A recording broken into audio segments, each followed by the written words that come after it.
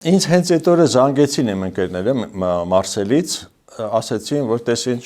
խայտարակությունն է Մարսելում, ինձ վիդեոն ուղարկեցին, որ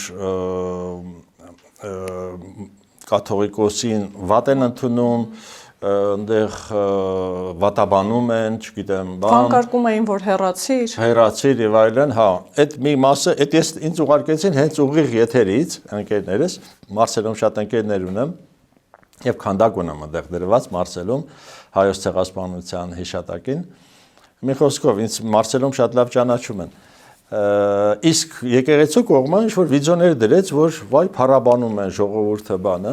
Մի խոսքով, այս գիտեք, այս որ թիվն է, որ ստով парք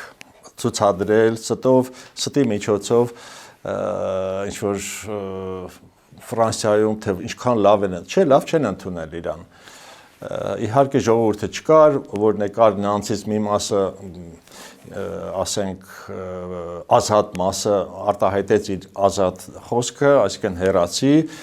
Այս այն ժամանակները չեն, որ գիտեք, ինձ թվում է ինքը մնացել է բան, ասենք թե 36-7 թվերը, երբ որ Ստալինը կար կողքը եւ ինքը բաներ։ Այսօր տենց չի, այսօր ազատ է խոսքը, այսօր մարդիկ ազատ տեսնում են։